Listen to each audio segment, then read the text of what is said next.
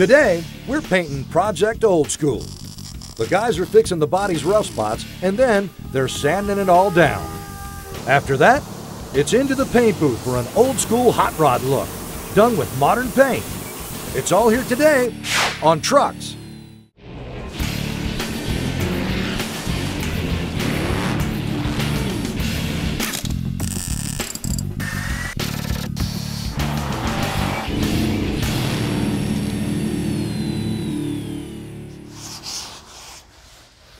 Hey, welcome to Trucks, where we are one step closer to turning our F100 into a retro-style classic with attitude and reliability.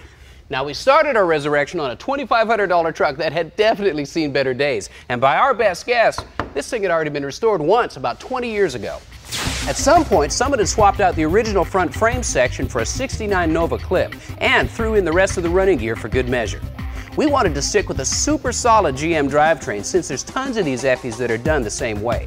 But we had to up the ante with air suspension, a butt-kicking new Reman engine, and Edelbrock dual quad top end, custom overdrive tranny, a posi with low gears, stainless exhaust, custom fiberglass bodywork, and an all-new bed and floor kit. And then we threw some real style and attitude at it with retro-styled Coker wheels and tires. Now it's time to get started on the bodywork. Obviously, we're not alone here today. We've enlisted the expert help of Daniel and Tom to help us get this job done fast and done right. Well, we got pretty lucky with our cab. There's no real rust to speak of, but there's still some metal work to do. For instance, these gnarly holes left by those crass-looking West Coast-style camper mirrors that were mounted on here before. Now, there's a couple of different ways that you can fill holes in sheet metal. Here's what works best for me. I'll make the hole a larger, uniform size with a step drill. Then I'll take a piece of flat stock and slip it up into the door and trace my hole from the outside.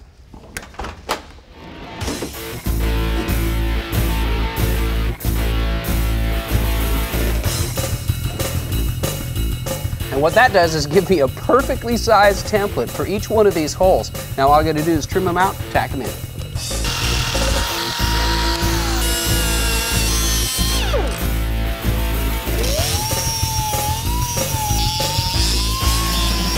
Try and match the thickness of your patch to the sheet metal you're working on.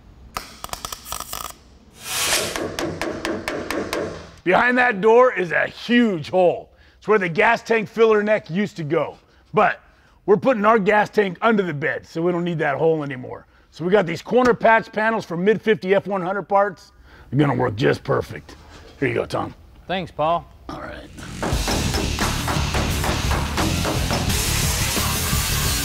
Tom is making a two-piece patch for the fuel filler hole in the cab corner. The inner patch will seal out the moisture and debris from the underside and is coated with a Duplicolor zinc primer to keep the metal from rusting. Fiberglass is great. I mean, it's nice and light, but sometimes there can be some real issues.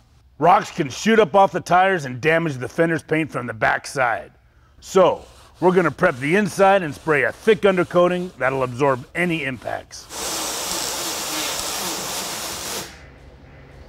We want to stay with a nice, clean, smooth look. That means doing something about this firewall. So Tom's over there filling about a half dozen holes that we don't need. We can come back later and drill out the ones that we are going to need.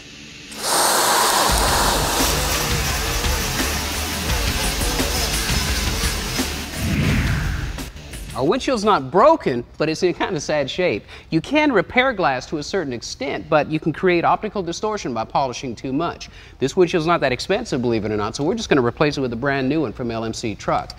Your weather strip always needs to be replaced when you replace this type of glass. Don't pry it out. You'll break the glass. The easiest way to do it is just by cutting it from the outside edge. Simply run your utility knife on the outside of the glass and trim the weather strip away. So some of you guys might be wondering why we're not stripping this truck to the bare metal. Well, if the paint job that you're working on is not cracked, flaking, or peeling anywhere, then you're fine to put another paint job on top of it. And this truck has been sprayed at one time with a modern base coat clear coat system. How do I know? Here's a simple test where you can tell. Pour a little paint thinner onto a rag and rub it around on the surface. Now if your rag comes up clean, well, If your rag comes up with underneath blue color on it and your surface hasn't been moved, well then you know that it's a clear coat or a catalyzed system. Another way to tell a clear coat is, look here, we have blue paint and white sanding dust. That also indicates a clear coat. Now this truck's paint was originally lacquer, and the problem with putting a modern system over top of a lacquer system is that the aggressive solvents in the modern systems will actually go down and reflow the lacquer and give you a weak foundation for a modern paint job. Let me show you what I mean. We're over here at the muscle car shop where Lou is hacking up this 1970 Nova that's still wearing its original coat of paint. I'm going to do the same test on this car. Look, the solvent has attacked and reflowed the lacquer, and that's exactly what's going to happen if you put new chemicals over old chemicals. Well, we're going to continue our little sanding party here while you guys take a break, but when we come back, it's going to be prime time. Stick around. After the break, we're going to finish up the body, and then the primer's going to fly.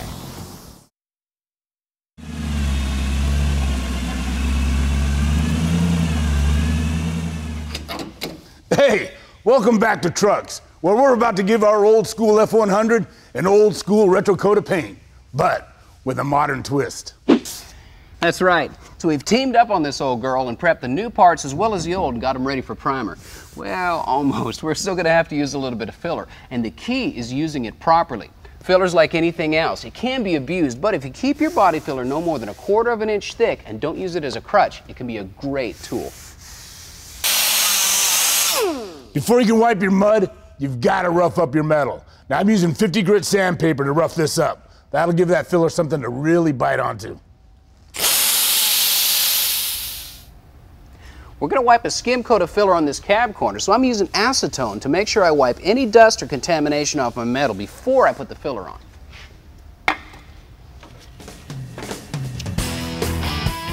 Here's something to think about when you're applying filler. Start from the top and work down.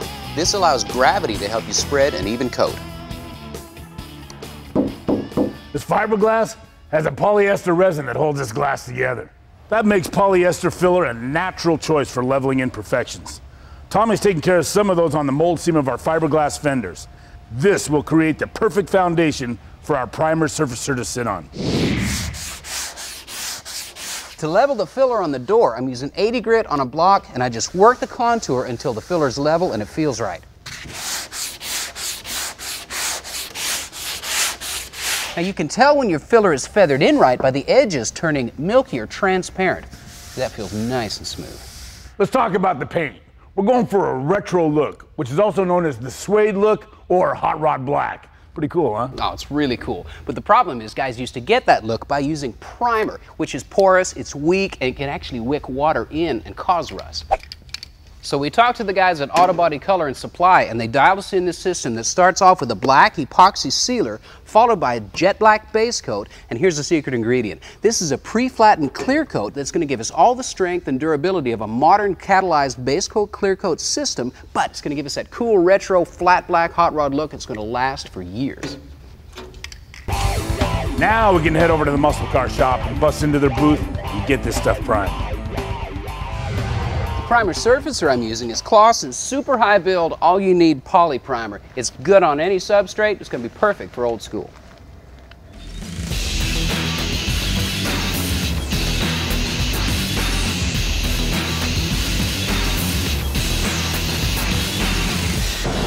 All right, this stuff's looking good. I'm going to get the rest of these parts under primer. When we come back, we'll get this thing prepped for paint.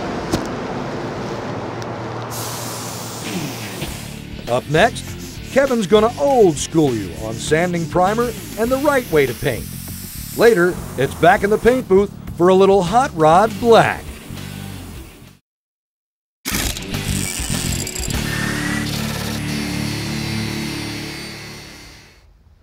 Hey, welcome back to Trucks and Project Old School. If you're just joining us, we're kicking butt on this F100 project. We got our metal work done, our filler is shaped and blocked out, and we got a fat coat of primer on all the body work. Now this is the work part of body work. You can't just hope that your panels are going to be nice and smooth. You have to create that smoothness by carefully blocking it out. So instead of flapping my gums and telling you why you should use a sanding block, I'll just show you 3 reasons. Your fingertips and the surface of your hand have an inconsistent surface. However, a sanding block is dead flat, and you're going to create the flat and level surface that you want to see in your paint job.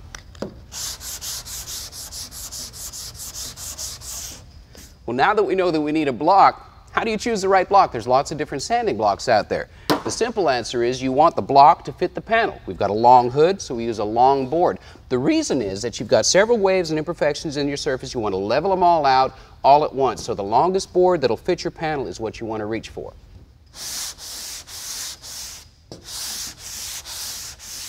So I've sanded in an X pattern or a cross blocking pattern. Why? Well, if you use your sanding board front to back or in a linear sanding pattern, you can literally cut grooves with the edge of the panel. By using an X, you're taking the leading edge of the block and creating the flat surface that you want to see. We've got a lot of different blocks, a lot of different shapes. The reason for that is because you want to match your sander to your surface, and this rounded block fits in this hood peak area perfectly.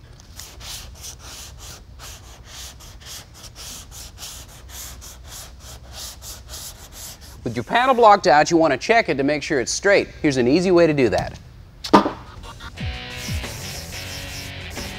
Using a cleaning solvent or wax and grease remover, soak the panel down and inspect the wet surface.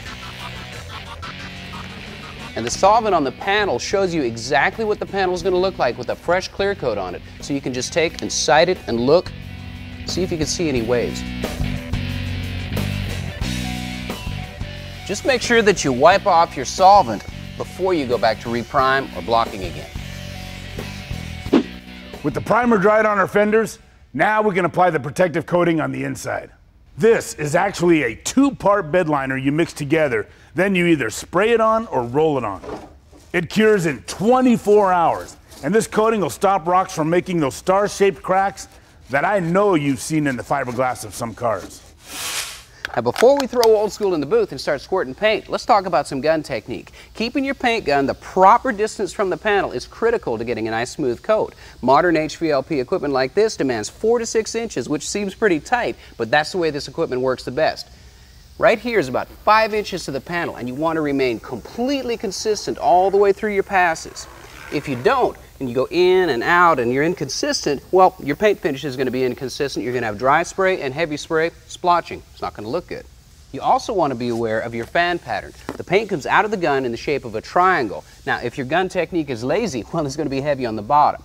Same thing. If it's lazy on the top, well, it's going to be heavy on the top and dry spray it on the bottom of the pattern. If you're shooting a metallic color like we did on S10K, well, you can tiger stripe it up and you can ruin a paint job like that. Maintaining proper gun distance with the right orientation perfectly parallel is absolutely important. You got to have it to get good technique and a good paint job. You want to use a 50% overlap when you're spraying your coatings. Now, I've got a water-based craft paint in here that is safe to show you what I'm talking about. Here's what I mean.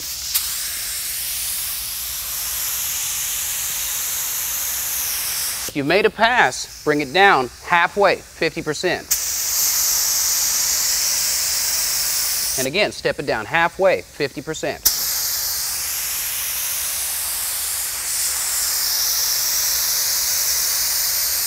A 50% overlap technique will build the coat evenly and make sure that you get a nice even coat. You'll be a lot less likely to run the paint.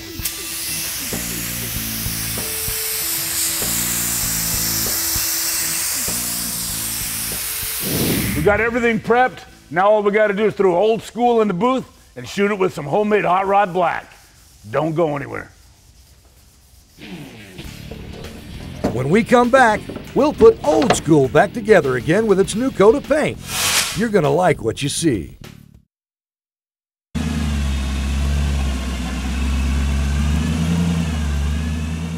Hey, welcome back to Trucks, and believe it or not, this is Project Old School. We're doing what's called an exploded paint job, which means the vehicle is completely disassembled, painted, and then put back together after the paint's dry. Before I start shooting paint, there's a couple tips I want to share with you. Now, we've already wiped the fenders off with a wax and grease remover in the shop, but now I'm using a mixture of alcohol and water, 75% alcohol, 25% water. This acts as an anti-static spray. Fiberglass creates its own static cling, and this eliminates the static electricity, which is going to draw dirt and dust into my paint job and gives me a cleaner job. I also like to use a dust control spray on the floor. That keeps any dust that's already there down, stops it from being blown back up into my paint shop. Now we've got a beautiful Coleman spray booth to shoot in, but if you use some of these tips, you can get a nice clean job wherever you spray.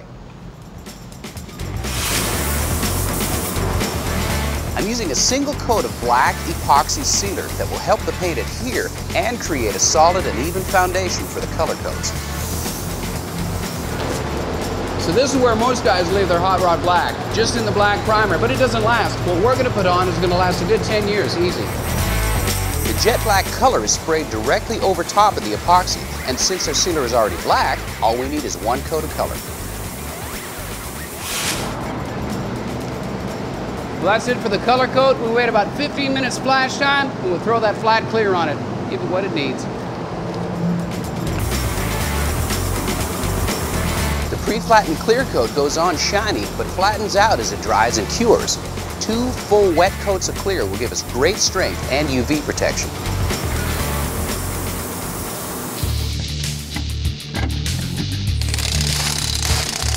You got it. After about 12 hours of dry time, the parts are dry enough to handle, so we can mock up the panels and get a taste of what old school is going to look like finished.